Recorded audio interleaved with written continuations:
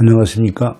오늘 이 시간에는 기침에 대해서 말씀을 드리겠습니다. 기침이란 무엇이고 어떻게 하면 기침을 예방 치유할 수 있는지에 대해서 말씀드리려 합니다. 기침은 우리 몸의 중요한 방어작용 중 하나로 기도에 이물질이 들어오거나 기도의 분비물 등이 흡인되었을 때 기도 확보를 위해 흡입된 물질을 기도 밖으로 배출하는 반사작용으로 나오는 하나의 본능적인 호흡작용입니다. 병원 치료를 받으려면 이비인후과 호흡기내과를 방문하시면 되겠습니다. 기침의 의심스러운 관련 질병은 종류가 하도 많아 기침 한 가지만 해도 수많은 기관지 폐질환이 연결되어 있습니다. 관련 질병으로는 후두암, 의식도 역류, 역류성 후두염, 역류성 식도염, 급성 편도염, 만성 편도염, 급성 후두염, 급성 인두염, 폐암, 식도암, 천식, 만성 기관지염, 급성 기관지염, 기도협착, 기도이물, 폐렴, 결핵 등이 의심이 됩니다.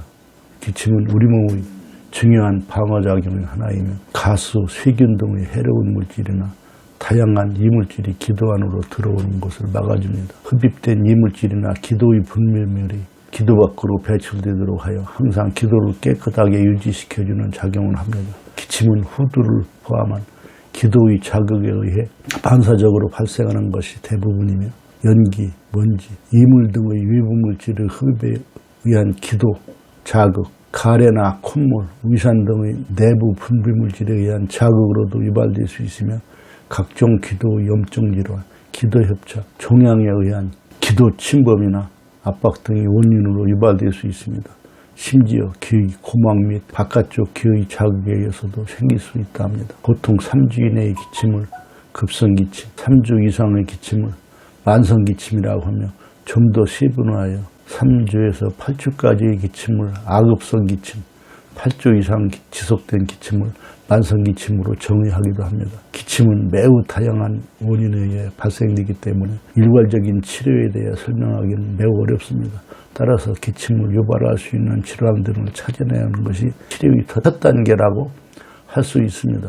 매번 뭐 안쪽이 간지럽고 가끔 기침을 난다고 해서 그때마다 병원을 방문하여 의사를 찾아갈 필요는 없습니다. 대개의 기침은 몇 주 내로 저절로 없어지기 때문입니다. 3주 이상 특별한 원인 없이 기침이 멈추지 않는다면 반드시 병원을 방문하여 진료를 받을 것을 권합니다.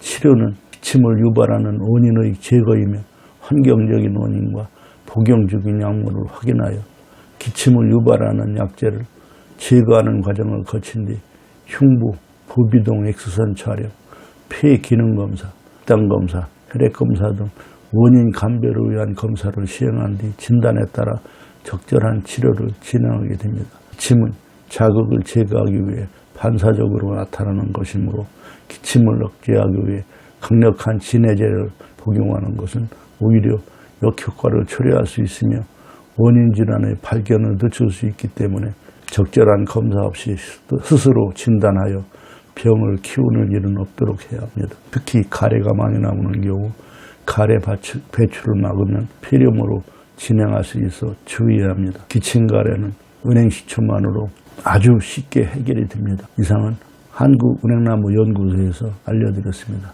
감사합니다.